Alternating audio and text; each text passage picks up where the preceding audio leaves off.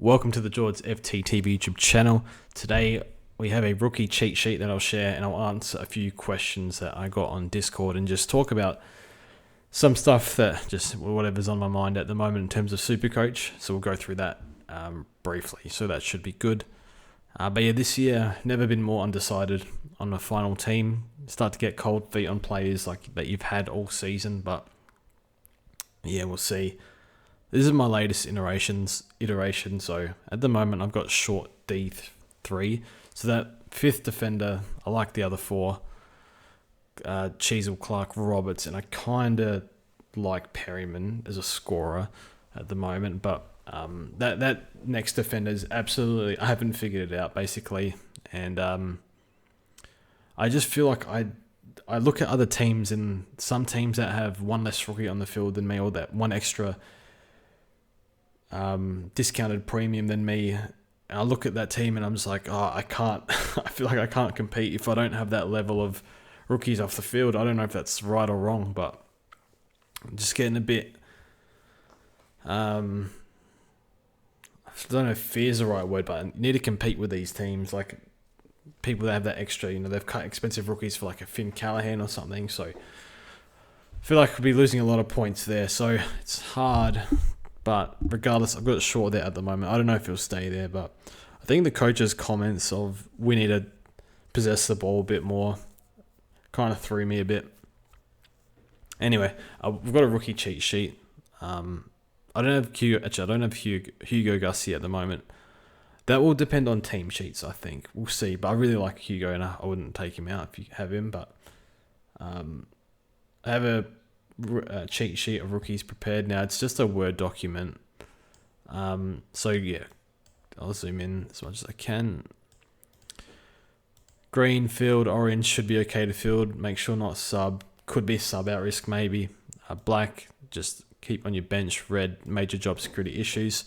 So these are my defender rookie rankings. I think these are the 5 that we get. I'm not sure there's any others. Bo Allen's gonna miss round 1. And looks like Cleary might not be best 22 for the Dogs, so that's one to watch, Cleary, I think, because there is potential. I'm going to put Cleary there, but a question mark, because I don't know. It'll just guesswork, because I think Bevo I think he's competing with Gallagher. Made a comment, there's a guy called Wolf on Twitter, and I asked him about Cleary. He said out his best 23 at the moment, so Cleary should be actually like reasonable. You can probably field him if he plays, but he might be one where you can trade into, just see how he goes, because he's competing with Gallagher for a spot, it seems, and Bevo loves Gallagher. He would not drop him last year, so it's enough on Cleary. But I like Reed and Pry. I think you can field them. All Essendon defenders, I think, scored 60. I think it was 67. Might have been 63. I can't remember, but they all scored above 67, I think, when you take out sub games, and some of them played a bit of wing, like Jake Kelly, so I'm not counting that. So I think they're the 2 best rookies. If you have to save money and you can't go prior, I think that's okay, but I think it'll be a good one. So look, if they can just do 65 plus, that's fieldable. Obviously, Reed is severely injury prone. Trainer, I really don't have a great read on this. We just haven't seen a full. We've seen half a game where he racked it up. Richmond have to play their kids. They don't really have much choice. They got a big injury list and sold all their list and whatever Richmond did. So Reed, Pryor, Trainer, I think they're the clear top 3. Next I have Patton. So Cunningham's listed as 3 to 4 weeks away. I think he takes Patton's spot would be my guess. So that's after his bye. So rounds 1, 2, bye, round 3, and then 4. You might get one. You get one price rise, maybe 2. I thought he played okay. First quarter got cooked a few times by Moore, but for the rest of the game wasn't too bad. And I do worry they can restructure if they're lacking a lot of height down back, so they could restructure. I'm not too sure, but I think they'll just persist with what they've got at the moment, because I think that's what they've been training in preseason. And I think McCartan, that they're not going to give up on McCartan forward after 1 week. I can't see that happening. So they've tried it on preseason. They're going to give it a decent crack, I think. He's one where I've got him at F6 at the moment, but I don't want him.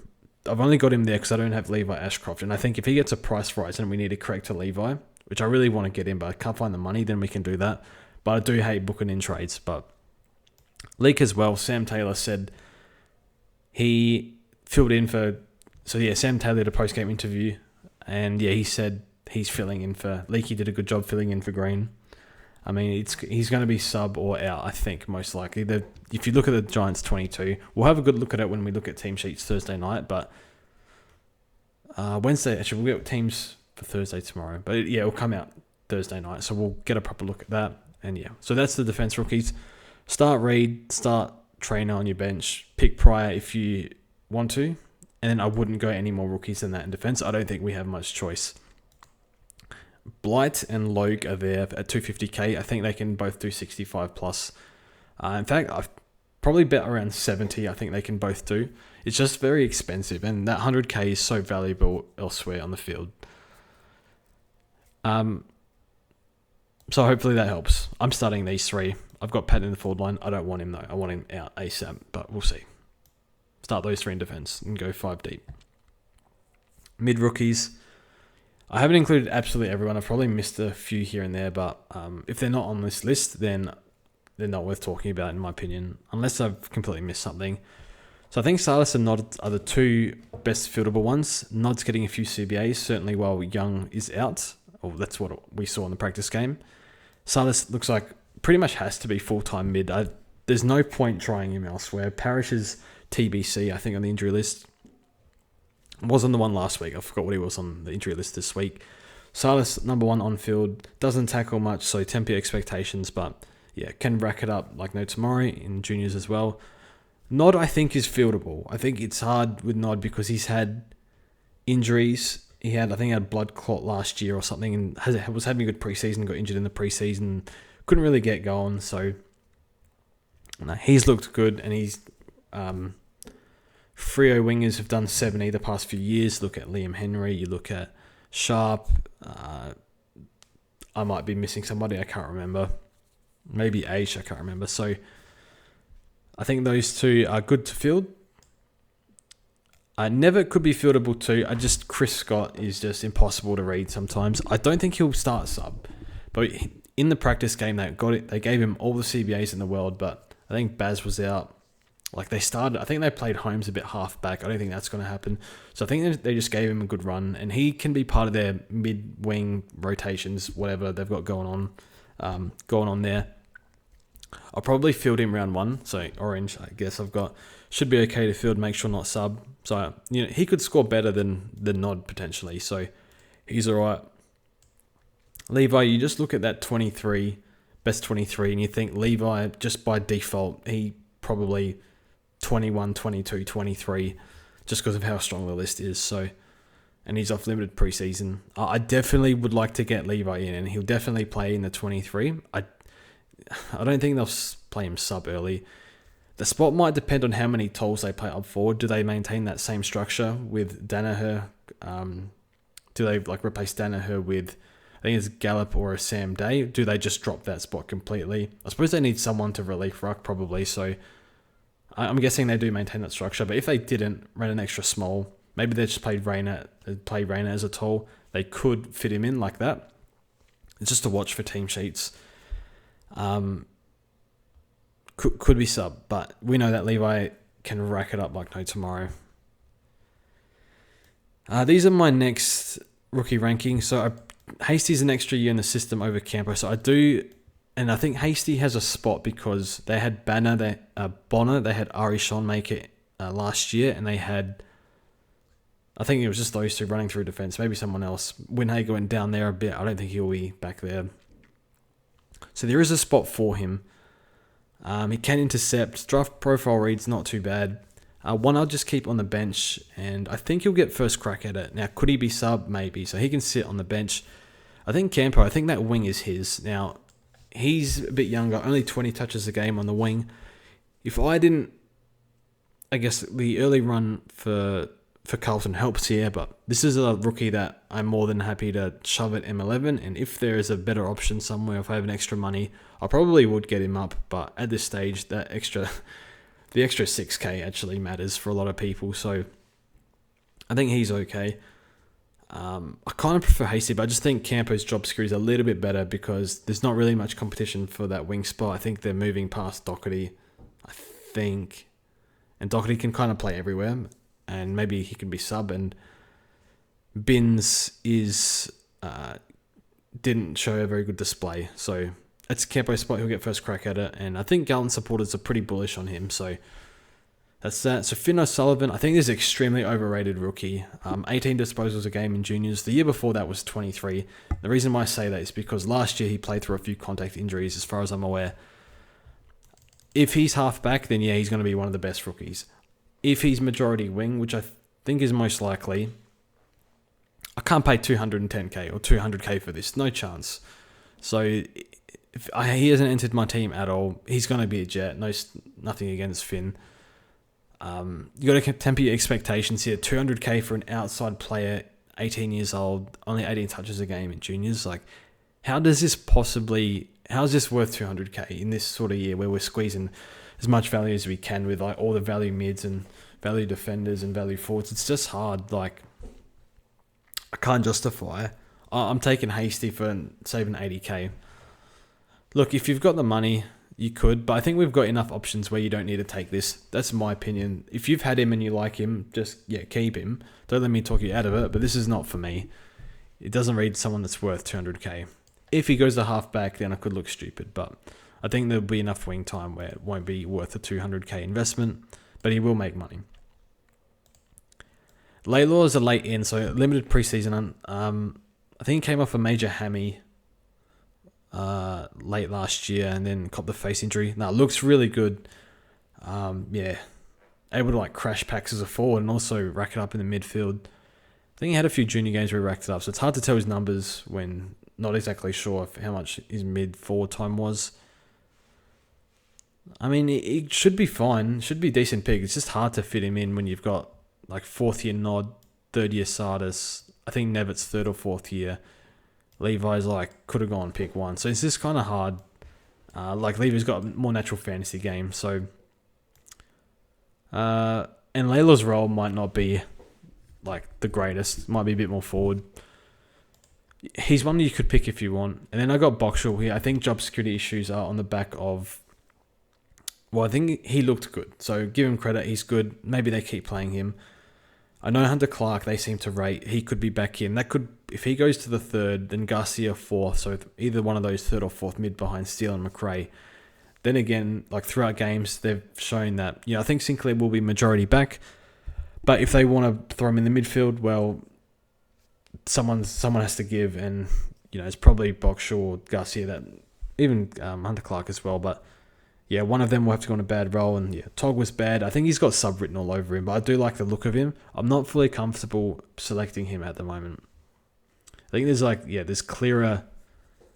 I think everyone here has good job security. Maybe Hasty potentially is a bit iffy, but I think he'll keep playing because I can see the spot there for him. So I wouldn't bother with Boxall, to be honest, but I could be wrong because he looked really good. But yeah.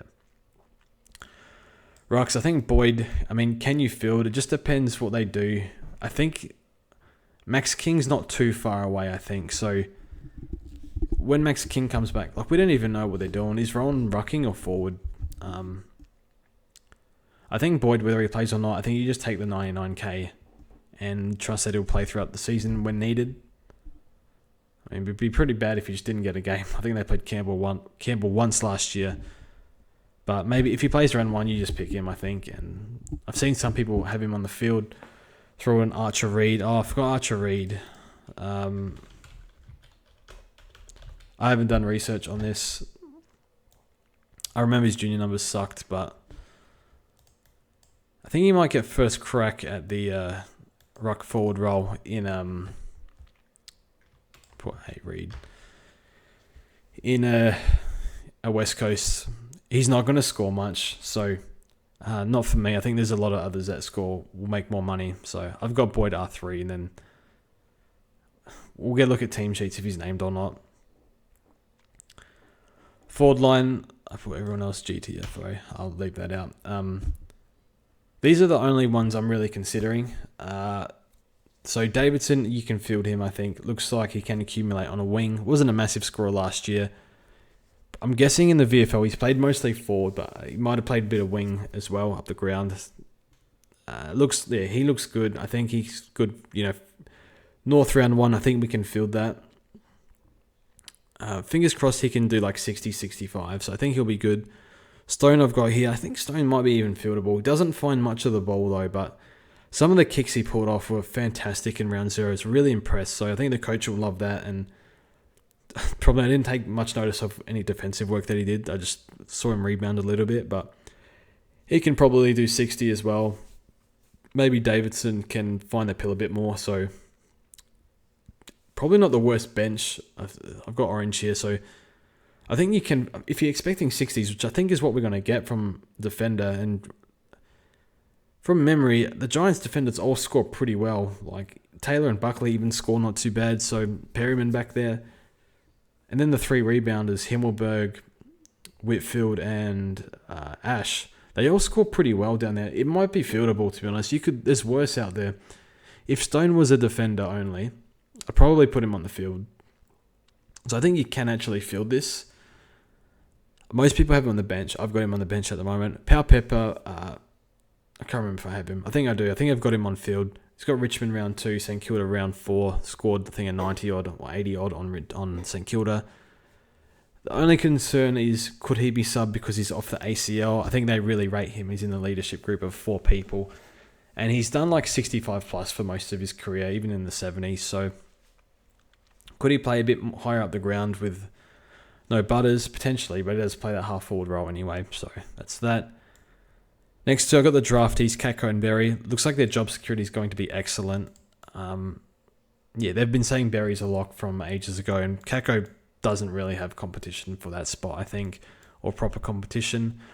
Kako, you can sneak in the midfield, so he's one I'd be happy to start. It's just that extra 30k when there's like more mature age guys in slightly better roles potentially. I'd probably take that over small forwards. I'd take Kako over Berry purely for the DPP though. If you had to pick one, I have neither. The thing with Berry is then you kind of clog up that forward bench, and it sort of forces if you have Davidson, Stone, and Pau Pepper, like you kind of have to field 2, and it's just less flexibility basically. Whereas Kako, you can sort of hide at M10 or something. So that's my rankings. So these are my rookies here. Don't copy Patton. It's just like, because he's going to price rise, I might be able to trade him to any rookie that I missed. I think that's the plan. I don't want to do that. It's just I don't know where to find the money at the moment. So look, that's my team at the moment. There's a big part of me that wants to run Hobbs and Garcia. But Hobbs, I've kind of been talked out of Hobbs by an Essendon supporter. Basically said the sub risk is just way too high, and I understand that. That being said, if Hobbs is named on the field in round 1, he will be straight in my fantasy team, and go from there. I've got some questions on Discord, so I'll just answer them. Some talking points. Somebody asked Stewart versus Clark. I got Clark just younger on the rise. Stewart getting older, but he'll be good. Jurg says, "Can you say Jurg just once?" Okay, Jurg. Stay out of trouble.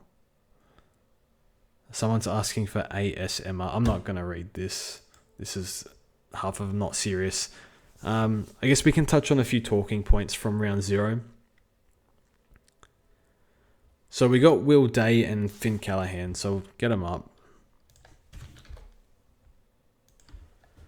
It's hard not to start him, really, when you see what he can do. The Bedford tag in round 3 is coming. They could throw a Durham on him or a Cordwell, like in a cooling role, not a hard tag role, but just mind him a bit this week. And then he's got the bye.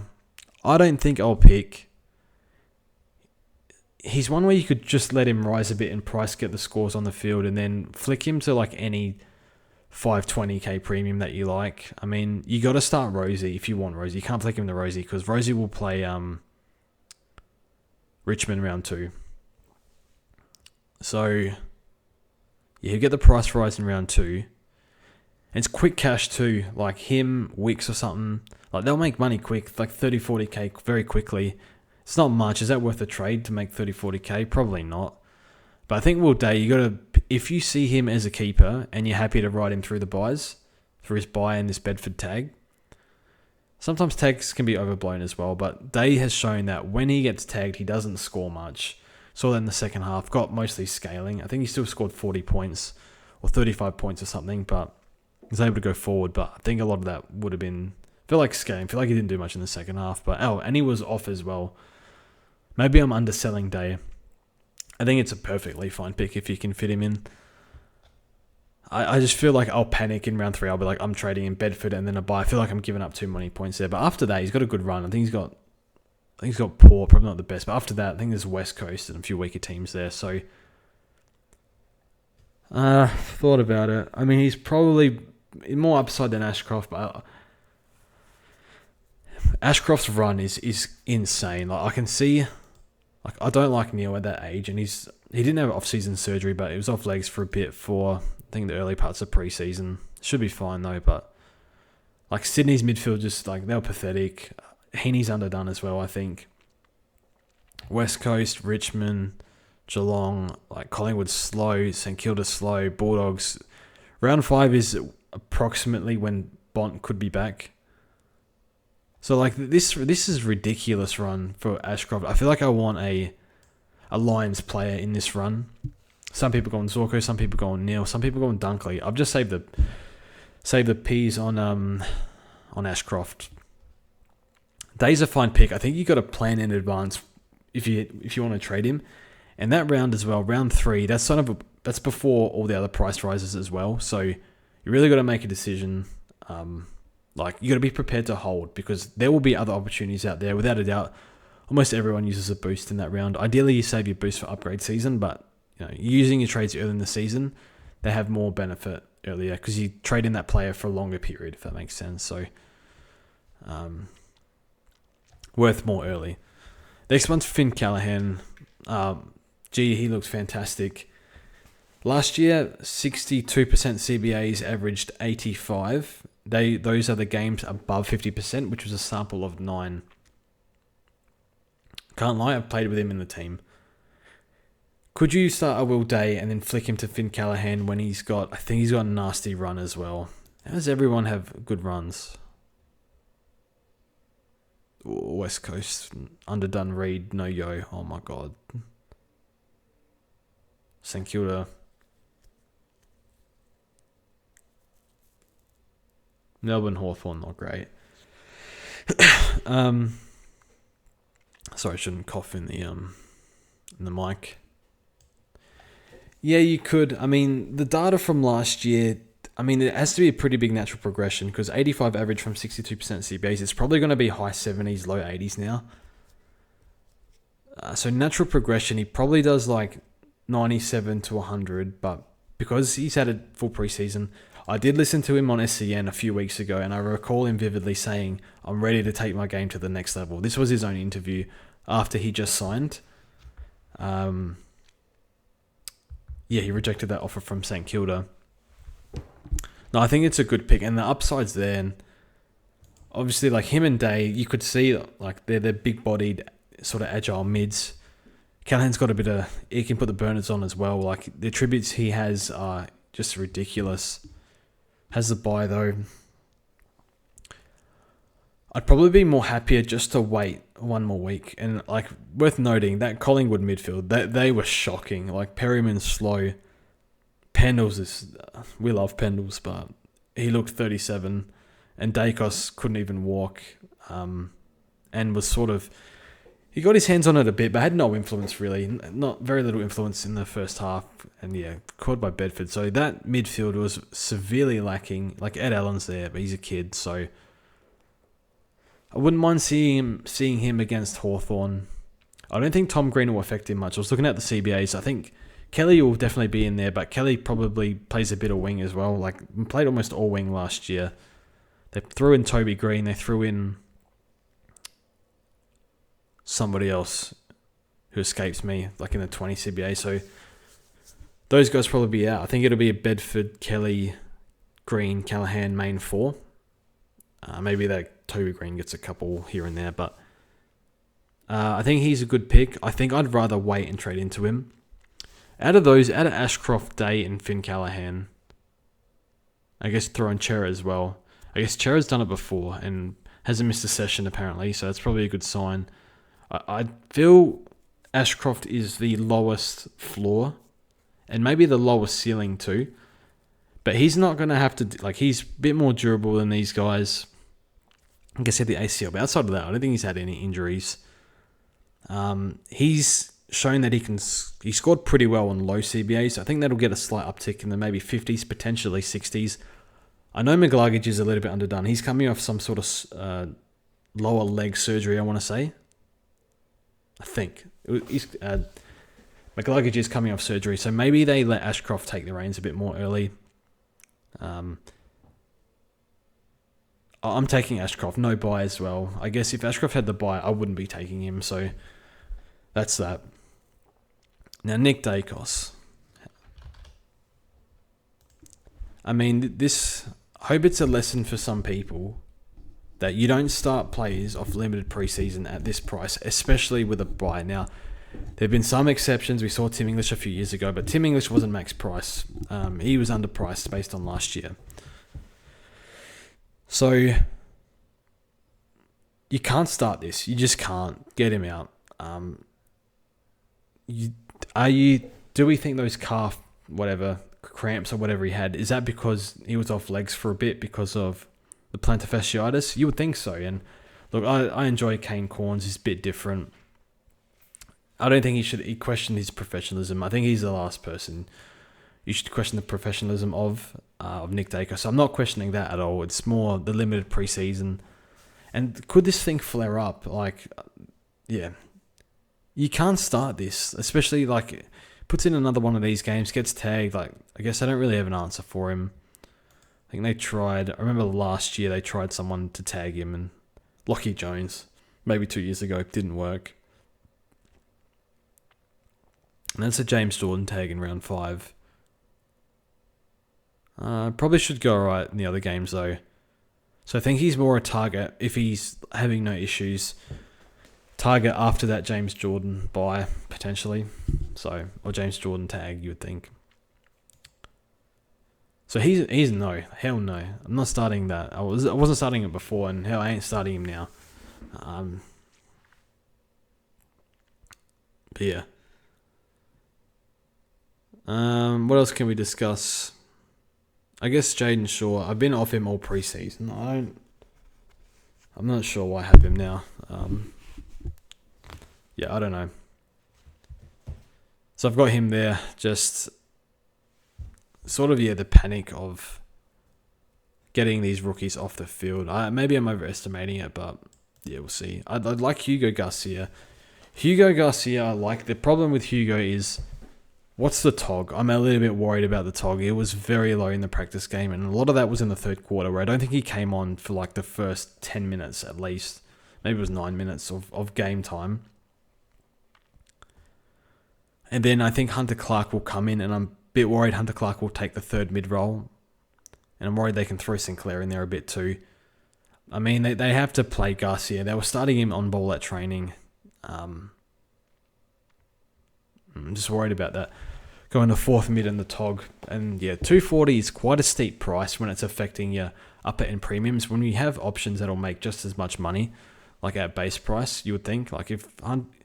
If Garcia makes 140, 150k, there's base rookies that don't need to do much. They just need to average 50 to make that.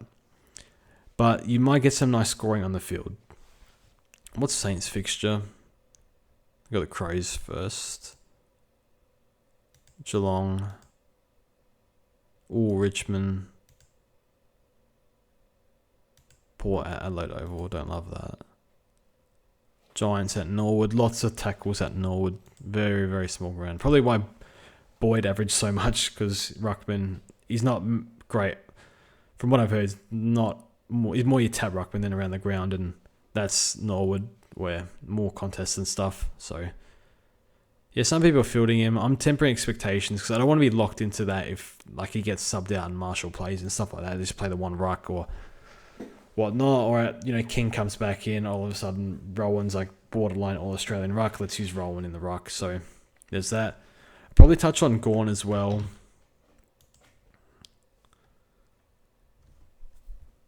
I really don't want to change my plans based on one fixture.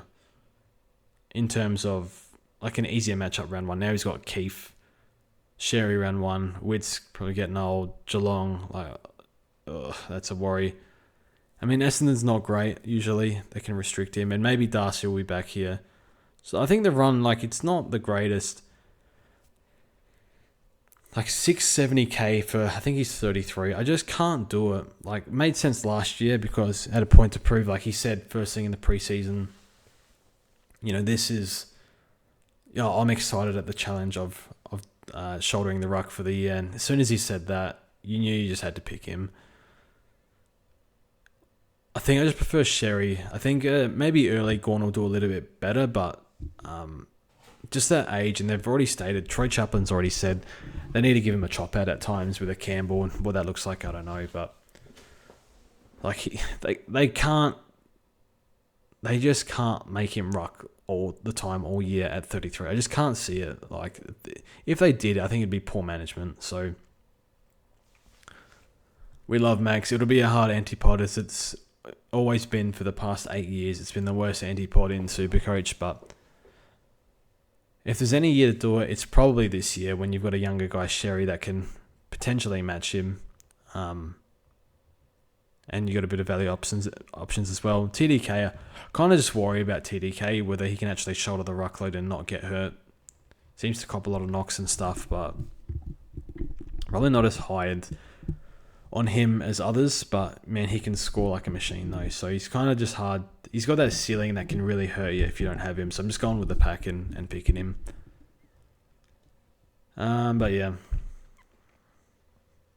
that's the team at the moment. Hopefully they don't change it. But yeah, Patton will be corrected to Ashcroft most likely if I run with this. Did I put Max Hall on my rankings?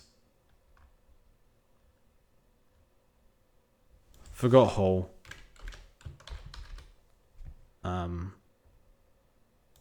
Probably bench. He might actually be fieldable though, because he can actually score. So forgot Hall. So yeah, that's the rookie rankings. Defense, mid rooks, rucks, forwards. I think we can leave it at that. Yeah, it's a hard one this year. It's just a lot of value to take, a lot of considerations. Around 0 curveballs and Callaghan and Will Day putting up those monsters. But yeah. Few people asking me on Dawson, getting cold feet. I'm not even sure he does 110 this year, to be honest. He could, for sure, but Rankin's going to score points. Matt Crouch is going to score points. I think Saligo does 90 this year with a bit of wing time. I think Peatling can do in the 80s. Not sure Sid's ready, but I think if Sid comes on as sub, I think he'll take away from Peatling. And Dawson can kind of just play anywhere we need him. But I think he'll be 60% mid. Just to give other guys a chance.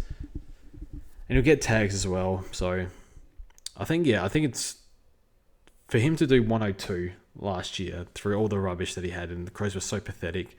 I think the upside comes from injury free. He's got a forward line to kick to now. And yeah.